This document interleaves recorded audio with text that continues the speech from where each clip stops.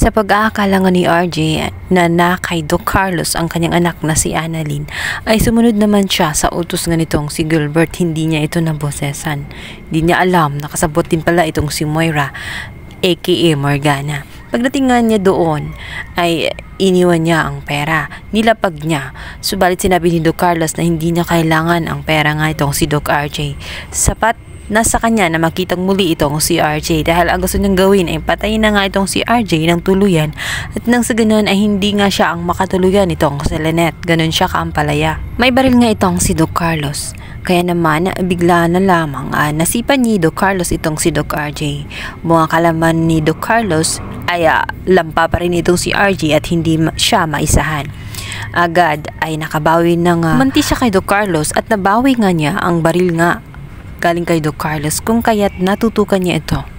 Ngunit ano masabihin nitong si RJ ay wala talagang maisasagot itong si Carlos dahil hindi niya hawak itong si Annalyn na kina Moira at kina Gilbert. Sa galit nga nitong si RJ ay nagawa niyang barilin itong si Doc Carlos na siyang dahilan kung bakit hindi nga ito tuluyang makalakad. Mabuti na lamang at hindi nga niya tinuluyan itong patayin. Hiningunin na nga niya ang pera ay wala na roon sapagkat tinakas na nga ito nitong si Gilbert na agad namang nag-report dito kay Moira. Sa pag-aakala naman ni Moira na nautakan talaga nila itong si RJ at mayaman na siya sapagkat meron na siyang 10 milyon. Ngunit nang ito'y buksan nga nila ang bag na dala-dala nitong si Gilbert ay magugulat sila sapagkat ang laman pala ay hindi totoong pera kundi mga fake money. Kung kaya't galit si Moira sa buong akala niya ay iniisahan siya nitong si Gilbert.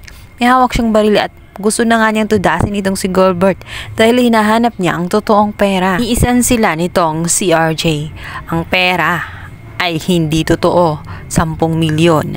Nauto sila nitong si Doc RJ. Bukod pa roon, may isa pang plano na nakakabit dun sa mga peking pera dahil ang bag na yun ay merong locator para madetect nila kung saan nga naroon itong si Annalyn.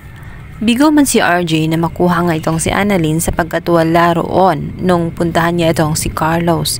Iba pala ang humawak kay Annalyn. Ngunit sinabi niya sa kanyang ate Giselle na huwag mag-alala sapagkat ang bag na iyon ay merong locator map at natitiyak nila na kung sino man ang may hawak ni Annalyn at kung sino mang may hawak ng pera na yon ay malalaman nila ang lokasyon kung saan si Annalyn.